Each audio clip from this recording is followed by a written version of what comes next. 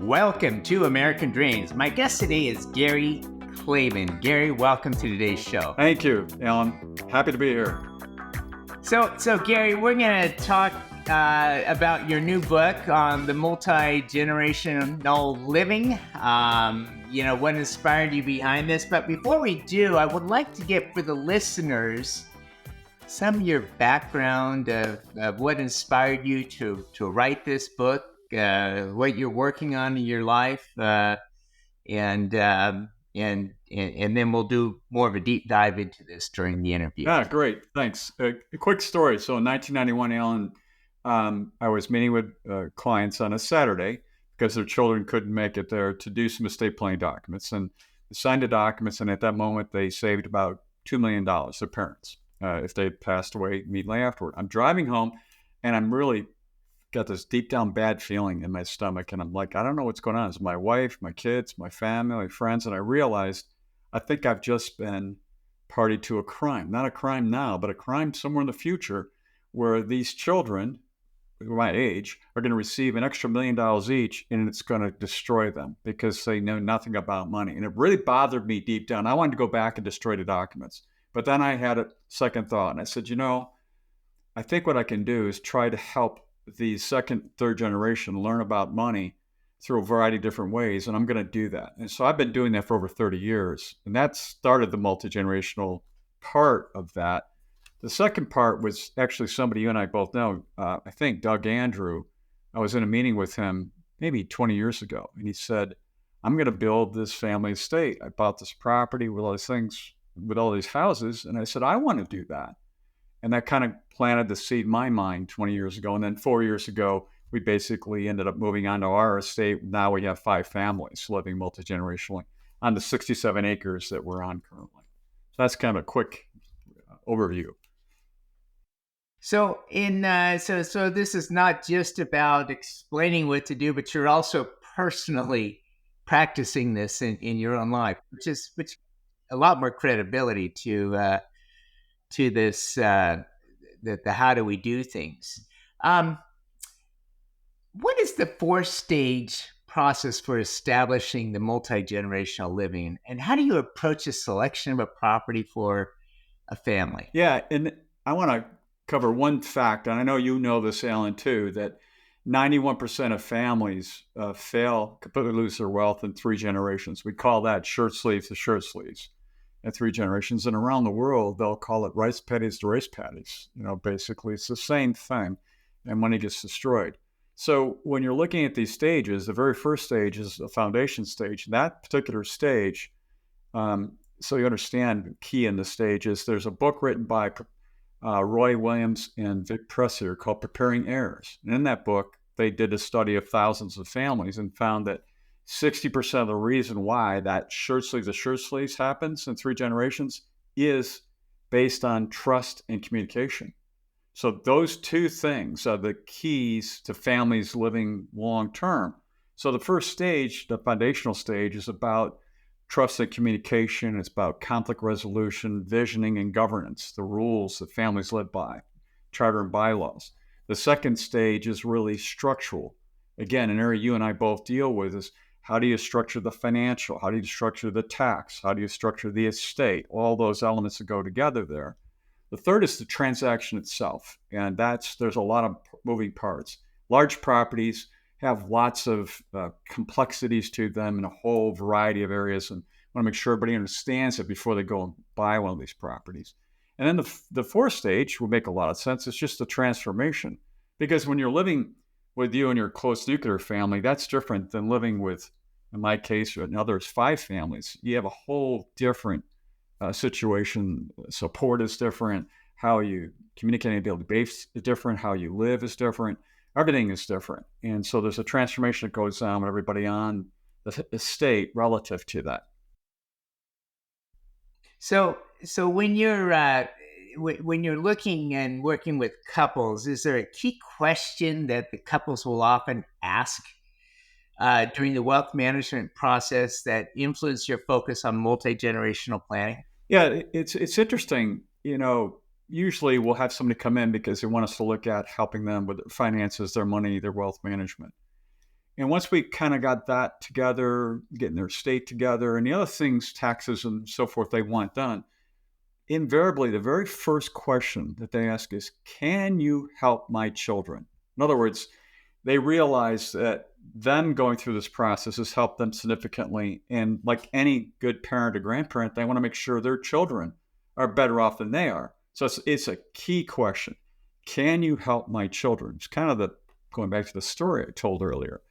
And what I determined was, well, then we've got to have a process, a way to address the children and the grandchildren's needs around money and how they're going to receive all this estate from their mom and dad and all of that. And so we've been basically over the last 30 years figured out how to do that in a lot of different ways. And this living multi-generationally is just another aspect of that, another, part of that whole process we go through, passing wealth from one generation to the next.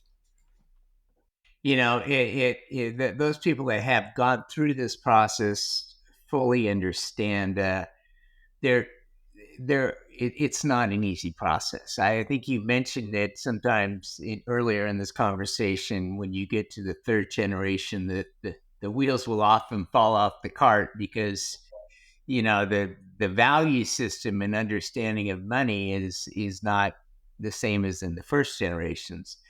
So there's an approach that you've taken, a philosophical approach to 7 generations. And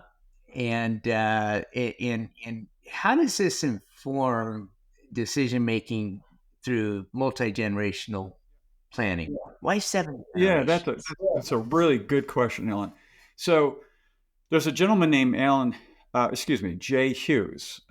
He's pretty well known in the single-family office, multifamily office space because he's kind of the guru on everything we're just talking about. And Jay's written a couple wonderful books. One of his books I read back in the early 90s, Jay mentions the Iroquois Native American tribe and that tribe, how they go about making major decisions.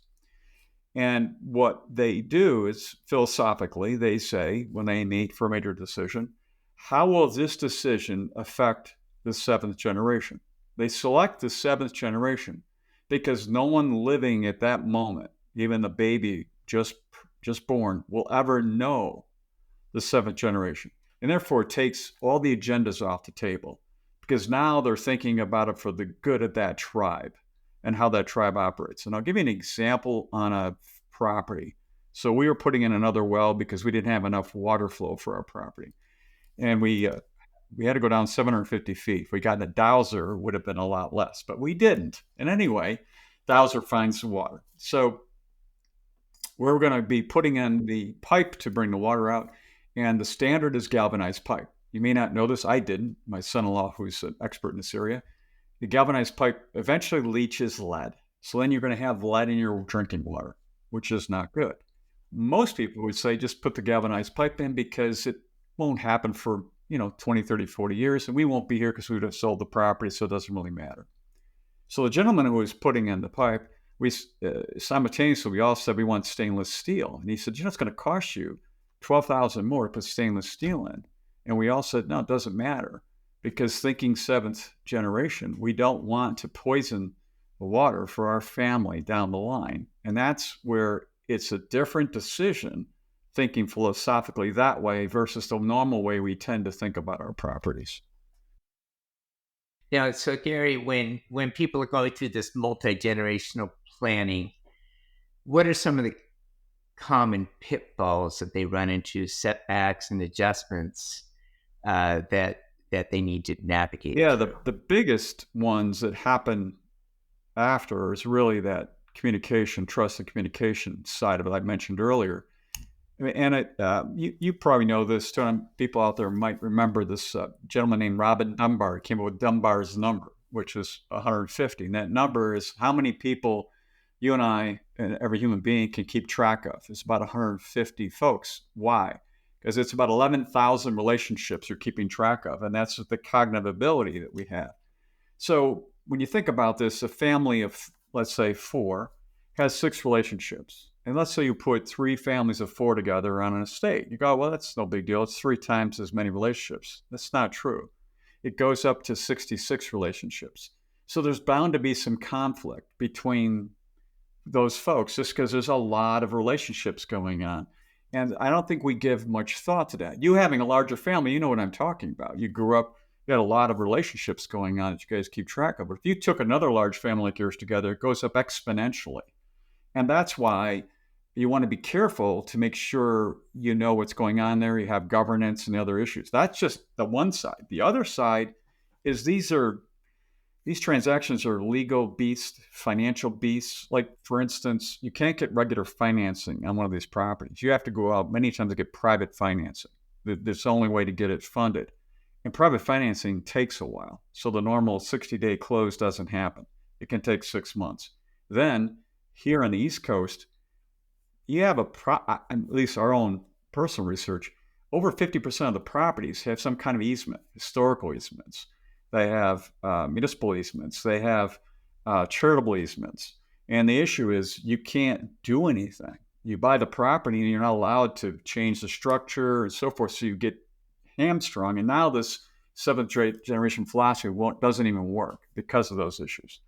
And there's a lot of other moving parts relative to it. So the reason I wrote the book was because of the fact I had many people ask me, how do I do this? And I said, well, I'm going to write a book so you can avoid these pitfalls and make sure you do have a successful outcome when you go to do this. Whenever you plan on doing it. It took us about 4 years of planning before we got into it because, as I said, Alan, it's not like buying a single family residence. There's just a lot of different elements that you're going to go through to make sure it's a successful outcome. Now, you published a white paper after interviewing some 20 families about their experience in multi-generational living. What are some of the significant insights from the families who've been living this way, both under short and long periods? I'd really be interested in understanding some of the successes that you've seen in those 20 families and failures. Sure. There were 3 families that I interviewed that were around for 100 years, which, it's a long time. They're on their 6th, 7th generation. One of them failed, and the 2 others are still going. The one that failed was due to really not having governance. And what I mean by that is this family basically had a son-in-law of one of this is now the 5th or 6th generation, I believe it was, who came into the family, and he was just a really difficult person. He came in, he would be out all hours of the night drinking and firing off his weapons on the property, and he was killing animals and throwing them around. It was just a lot of stuff that was not really good behavior.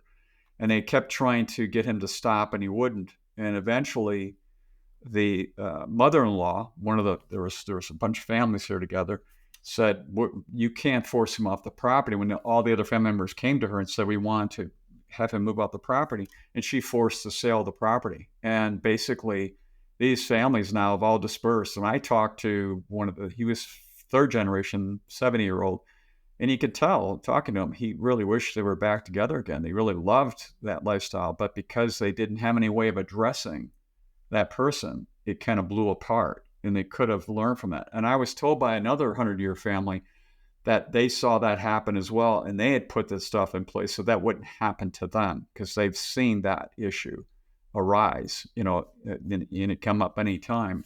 So that's just one, learning piece here, why governance is very important when you have a lot of folks living together, because you're going to have a bad apple now and again. You got to be able to address that, So, Gary, what's the best way to contact you or reach out for more information? Well, 2 things. Firstly, if they want to get a copy of the book, they can go to multigenbook.com. So multigenbook.com to get the book if they want to do that. Then they can also, there's an email they can enter to get more information, or they can, contact me directly at my email, which is Coyle, Coyle, CEO @Coyle.com. So it's Coyle, Coyle, CEO @Coyle.com. And they can reach me that way. And I'd be happy to help. This is an area that I absolutely love, and I love seeing these families that get together. I know, Alan, we've talked about it. You're a big family guy. I've always been. I'm from a family of 10. I love that whole environment. It's been in my blood since I was born. And I just want to help these other families and making sure when they do form these estates that they're successful in doing that. And then you get all the benefits from that. Because I got to tell you, seniors need more connection, and the younger children need more connection, and different times when things are bad going on in our life, we need others to support us. And there's nothing better than having multiple families to be able to do that. We see that happening here we've already had one of our residents pass away. And we've also had some issues with some, going on. And you have a lot of folks who can step up and pitch in. It makes a big difference. Then you're not kind of out there by yourself, fighting the world. I think it makes a big difference. Well, Gary, it's been a pleasure having you with us here today on American Dreams. Hey, thank you, Ellen. Appreciate it.